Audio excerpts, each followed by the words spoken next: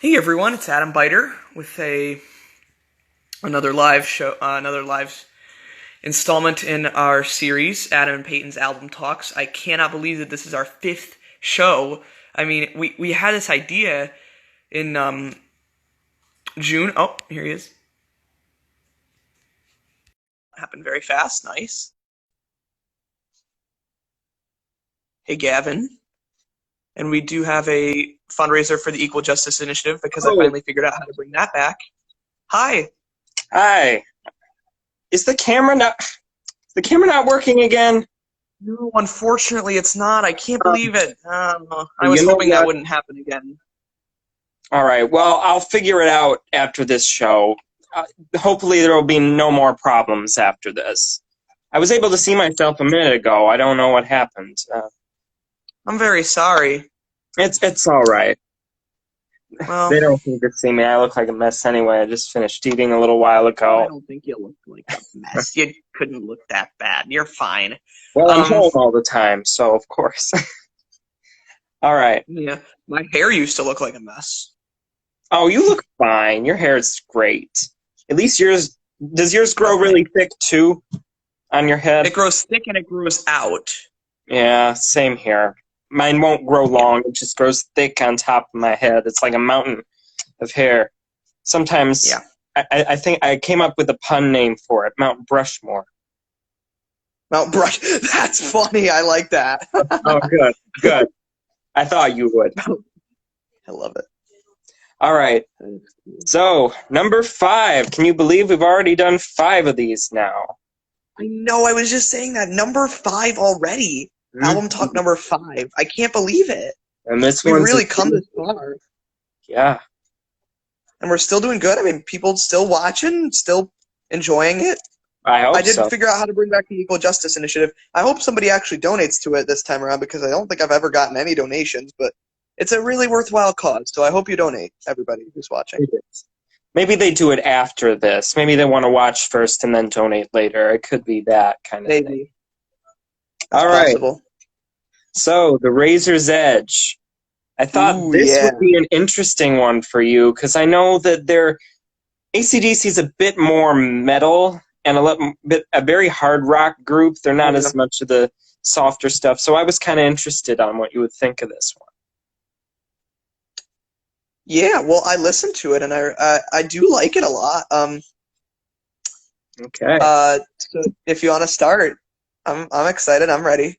All right. The only problem is I was gonna, since the camera's not working, I'm wearing my Back in Black T-shirt. That's the Oh no, I wish people could see that. Well, I've seen it before. yeah. Maybe send a picture, Oh yeah, I can do and one that of us after will this is post it over. so that our viewers can see it. Yeah, sounds like a plan. All right. Shall we get started? All right. Yeah, absolutely. So this is kind of a long one. It's kind of like Abbey Road in that way, where it's a longer album, but it doesn't. It's kind of an even time period for each of the songs. Like one song is in like 7 minutes, followed by a 13 seconds song. It's different. So all right, let's start with number 1, Thunderstruck. Ooh, this is a good one. It has a great music video because the playlist from AC/DC happened to include the music videos for the ones that they made music videos for, Oh, cool. which was a couple of them. It's a great music video because it's very simplistic. It's just them performing with these crowds of screaming, cheering people. I mean, It's pretty that's their awesome. gimmick.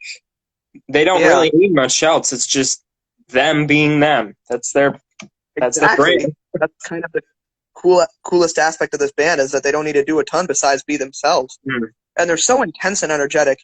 Um, the the funny thing about this one is that a lot of people might have kind of bad memories associated with it because from what I can remember is it was used in gym class a lot, at least in Yes, Hamburg High School where we it go. was. Um, and basically the challenge was you had to run laps, but then every time they said the word thunder in the music, you had to get down and do a push up, and it ends up adding up a lot because they say thunder a lot.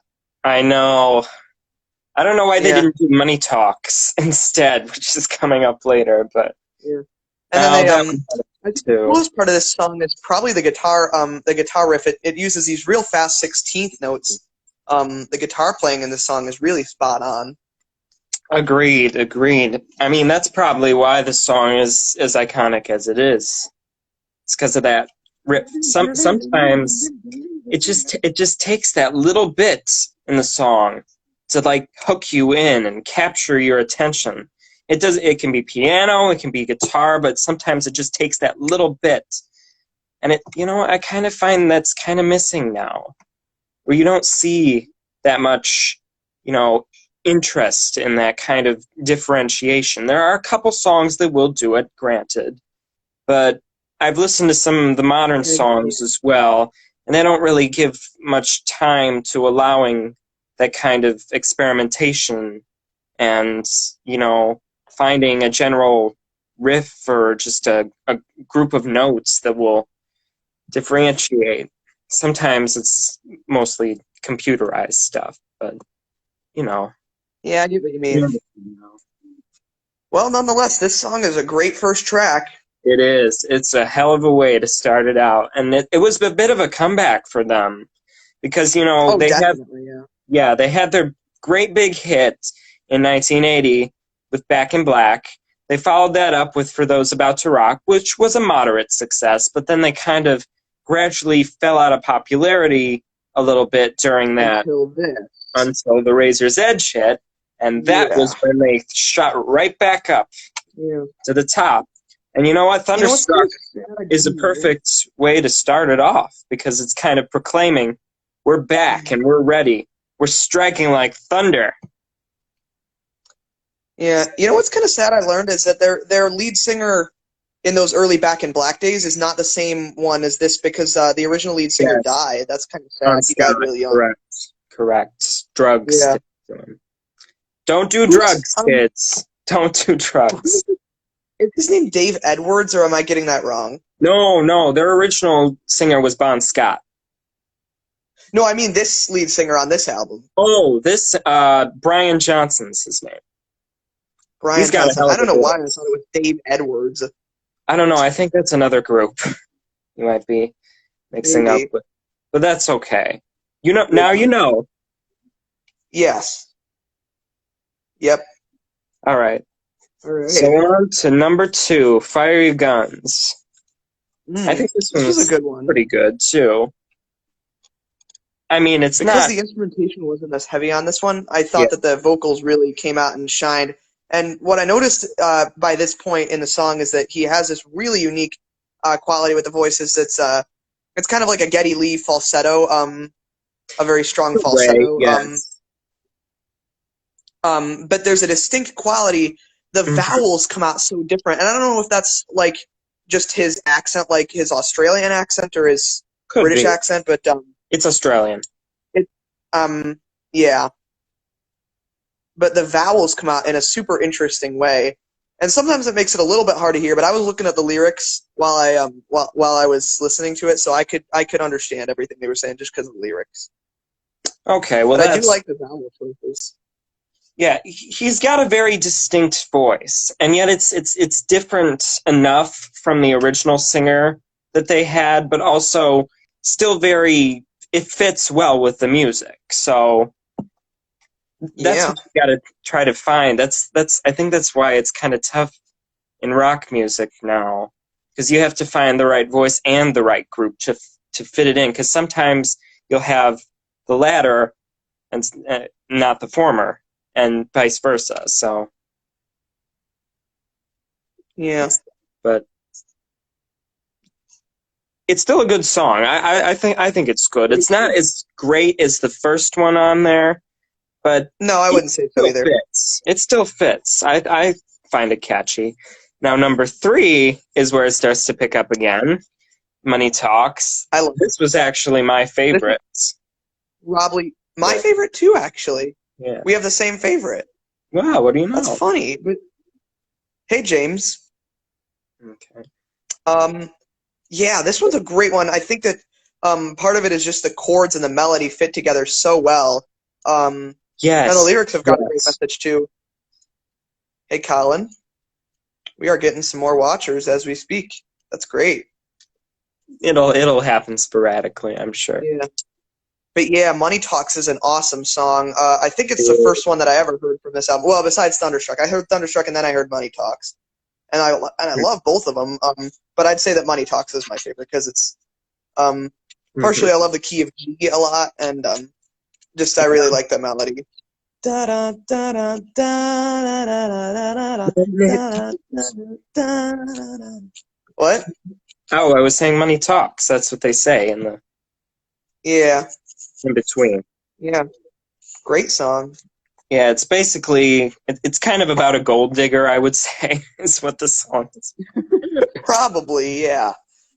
But it still manages to be bouncy and fun, and that's the charm of them. I think they're able to talk about either really kind of gritty, grimy stuff, and yet also make you want to dance to it, or just put your fist in the air, like that. Very true. All right, number 4, the title track, "The Razor's Edge." Oh, I forgot about this one, but it's really cool because it's almost like a multi-part song. It almost gives you like the feel of like kind of more psychedelic. It leans more towards psychedelic than metal. Kind of, yeah. It has an interesting progression with it, especially when he gets to the chorus. He goes like, "Here comes the razor's edge." And he gradually, crescendos. Yeah.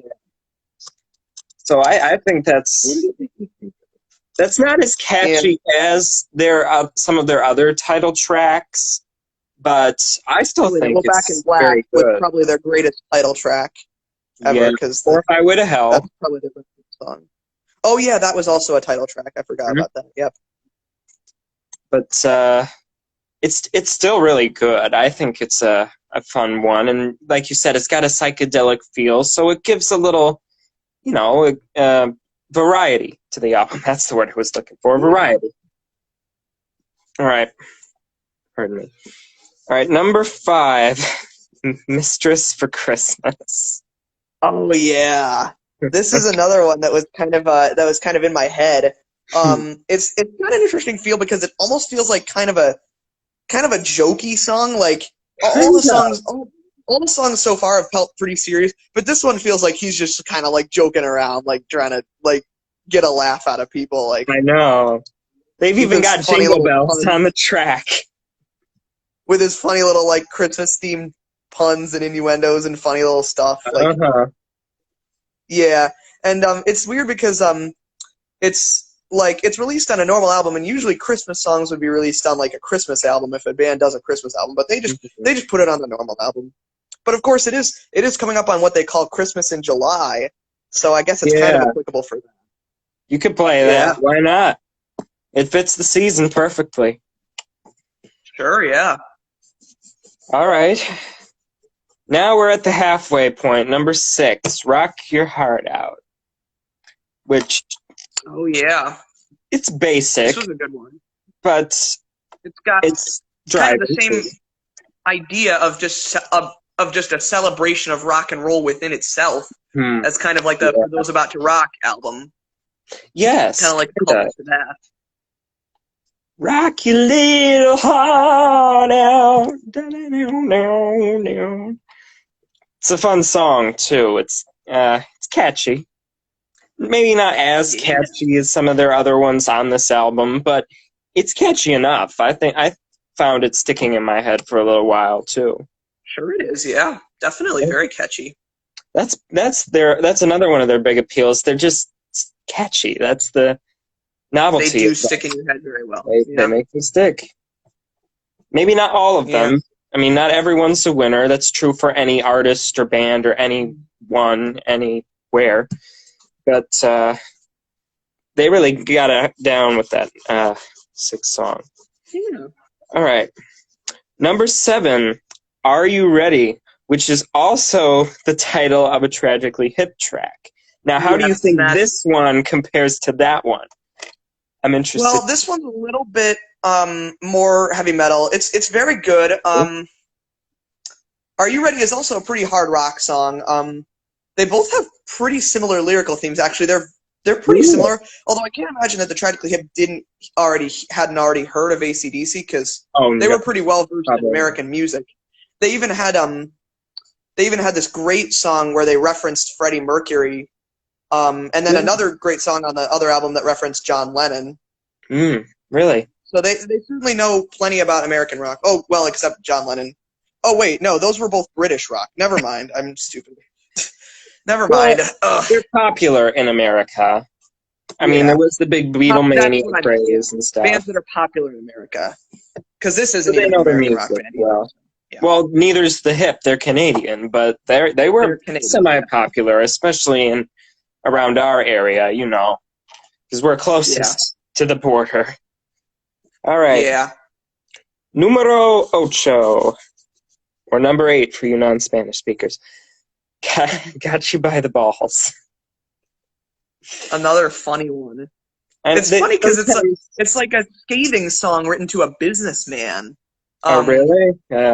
Like, yeah, just kind of like criticizing this.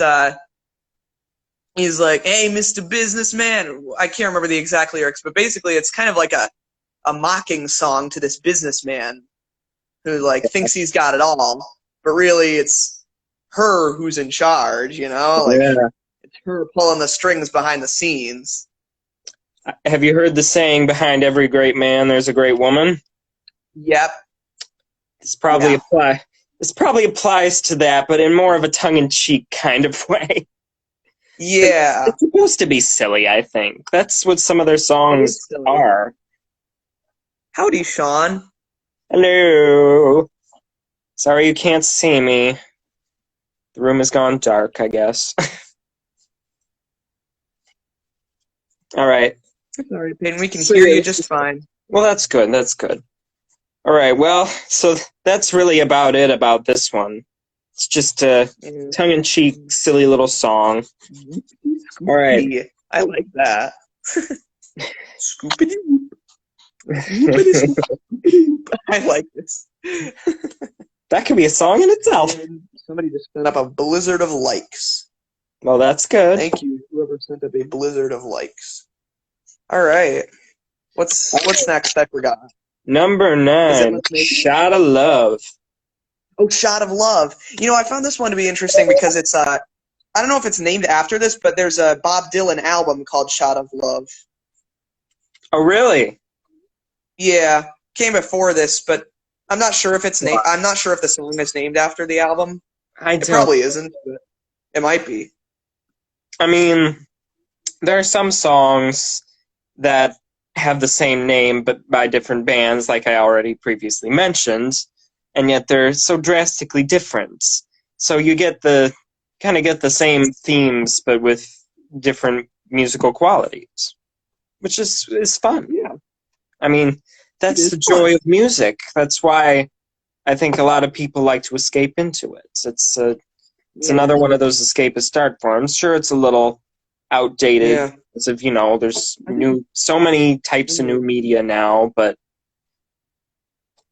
it still lasts. Yeah, I think both of these songs are distinguished from the rest of the album. These Shot of Love and Let's Make It are both pretty distinguished from the rest of the album in that they're just like straight up love songs. Like they don't have a bunch of like crazy stuff going on in the background, but it's just a straight up rock love song, which is great. Yeah. So these two are good. It doesn't have to be like a ballad or anything. It still can be punchy and fun, but it still, talks about romance and passion. Like, yeah, definitely. The whole idea of a shot of love contains so much, like, it's just this big shot, like a gunshot or something. But it's instead of, hatred and violence, it's love. Like, imagine if we applied that same concept of just giving so much power to love rather than to hatred.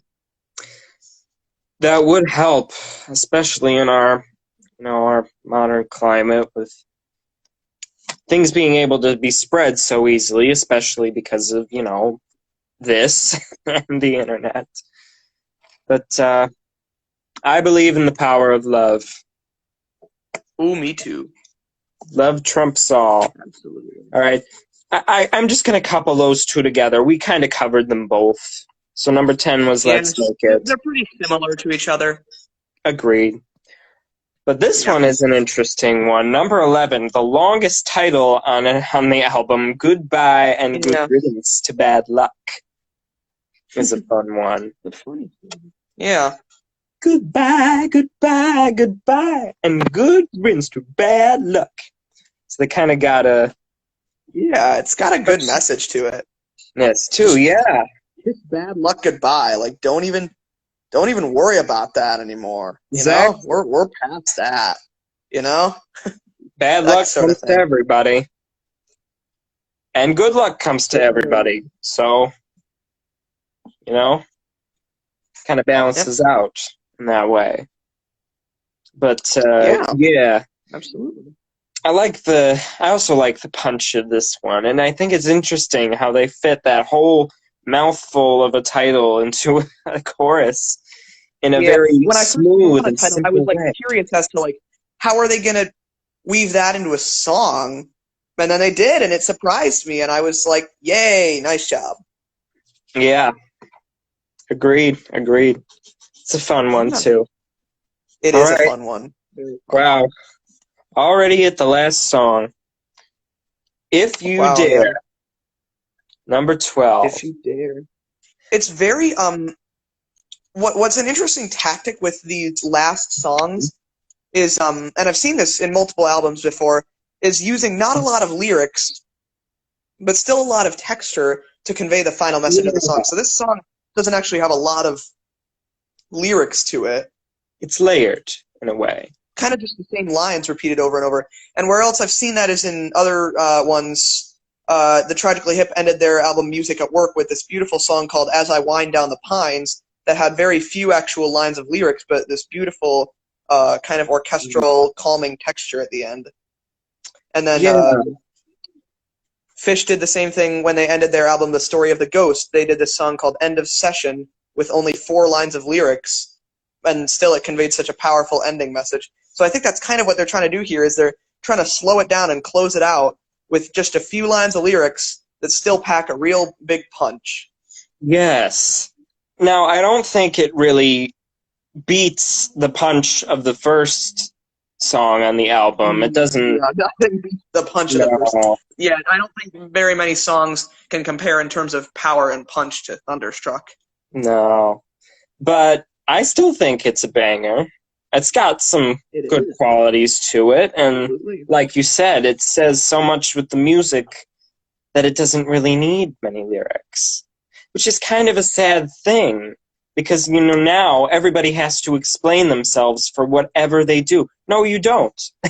Just let some things speak for themselves. I mean, if you made it, you let it speak for itself. You don't have to explain yourself to anyone. Just you be you. That should be the lesson. Yeah. I didn't try to explain too much about my album. Although I did end up doing like a poll, and whichever was the favorite song of the people, then I would explain that one. I still remember Why Mary Why, so I'll probably remember that one for a while. Oh, thanks. I've read the book, too. Oh, thanks, yeah. Do you want to review your album, or do you think that would be too narcissistic? Oh, that's too narcissistic. Gosh, I could not do that. Okay. Also, I get way too caught up. Well, what it would either be is incredibly narcissistic or incredibly self-deprecating, because I can't think. I mean, I would just be saying bad thing after bad thing about my album, because, you know, when you're the person who made it, you can't. You tend to think way too much about the things that you did wrong. So, like. Well, I mean, it was your first effort. I think for a first effort, you did very well. Sure, it's going to be a little amateurish, but that's true of any first album. If you look back at some of the classic first albums, or even some of the more modern artists' first albums, not everybody can win on their first try. It's just a fact. There are some that have been able to do it, granted, but those are usually pretty rare exceptions. Yeah. But the Razor's Edge, I'd give it probably a... I'm trying to think of a rating for it I can give it. I want to give it maybe a 9.1 out of 10. I can't really give it a 10 because it's not perfect. It's not a Back in Black. It's not Highway to Hell. Not every song is as memorable as it could be, but I still think it has many great qualities to it. I get what you mean, yeah. For me, I'd probably give it an 8.5 out of 10. There were some really awesome songs on it. I did enjoy the change of pace with the lead singer's vocals. I don't hear a lot of vocalists like that, so it's a nice change of pace. What really got me is that a lot of the songs sound a little bit too much alike. But that doesn't mean they can't function on their own very well. That's a theme with them. They have songs that either are on the same album or on different albums that are very similar because they like to use the main power chords most of the time, which I can understand. They're very memorable and they're very easy to use. So yeah, I'm guessing that's why. Plus, it felt like I kept expecting for the album to like slow down musically, like to do a softer song, and it kind of never did. And maybe I was a fool to expect that, but I still kind of missed that aspect. Like, I like there to be at least one slow, soft song on kind of every album. But I was probably a fool to expect that. I mean, AC/DC weren't really ones to slow down much, so I can understand. I mean, they're going fast because that's their mission. That's their goal. Is just to go fast and to produce as much rock as they can. Exactly.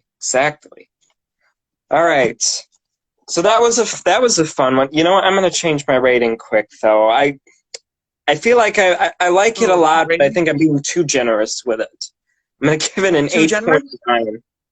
Well, 8.9. All right, that's fair. But I like it a lot, so I don't want to crap on it too much because I like it. It's fun. Yeah, it's just dumb fun. Don't worry, you can have 8.9. It still falls within the pretty good category. Yeah, I mean you gave it an 8.5, so we're not too far off. Okay. No. So, coming up next is number 6, A Picture of Nectar. Number 7. I think we decided to just forego the poll because Picture of Nectar got narrowly voted out like 3 times in a row. Yes. Well, except for this time. This time was actually not narrow because a lot of people really, really like AC/DC, so this got like a landslide. But the times before that, Picture of Nectar was only just narrowly voted out. And I think there are a lot of people who have been waiting to do it for a while, so are you okay if we just go right ahead and do it for number 6? Perfect. I had written that down. I had number 7. Right. Can I hint at number 7, or should I keep that one a secret for now? You can hint at number 7. All right. I will give you all a hint. It's a Paul Simon album. You probably don't know the name. I'm guessing you probably know maybe 1 or 2 of the songs, but I mean, unfortunately, his later work isn't as well known as his stuff with Garfunkel, and I mean, that kind of fell apart after a while. Did you know that they didn't like each other? I thought that they liked each other in the beginning, but their relations had soured by the end. No, they didn't like each other from the beginning when they were kids, actually. Not really. Well, they just worked well together. I know it's sad, but times that happens. Yeah, I don't like that. Ugh. That kind of ruins. It's fine though. I mean, at least they made a lot of good. They didn't like each other doesn't mean you can't like their songs. I mean, yeah. And they work. I mean, I know that some of the duos that I know like each other though. Like the Indigo Girls definitely like each other a lot. Yeah. I'm trying to think of another group. I'll have to come up with some more next time. What? Seals and Crofts, Hall and Oates. There we go. There's a group. They work pretty well together. Well, it's... no, I can't say them. Never mind. All right, well, so that's our picks for number 6 and number 7. I also had an idea for number 8. Huey Lewis and the News is 4. Wait, what? 4 by Huey Lewis and the News. Oh, I'm sorry. I thought you were talking about 4, like the number 4 that we did, Dire Straits, Brothers in Arms. No. Oh, 4, F-O-R-E, like in golf. Oh, yeah. No, I would love to do Huey Lewis, absolutely. Yeah, because I figured we hadn't touched upon him yet. I thought we had not, no. No, we haven't. All right. No. Well, I liked it, and I hope you liked it as well. I did like it. Thanks for having us do this one, and I hope you like Picture of Nectar, because we'll be talking about that next week. Okay. I just got it, so I got it downloaded. I got all the songs, so Oh, you downloaded it. Cool. yeah. My grandfather's been doing this thing. Now I don't have to go out and buy the CDs every time. I can just download it. It's easier Oh, and nice. more cost effective. I don't know how legal it Oh, is, great. but yeah, no, it's Well, legal. They put it out there for everyone to listen to. probably It should legal. be. Probably legal. It's on YouTube, so Okay, all great. right. I hope you've had All a good right. day and keep You having too, good Peyton. days.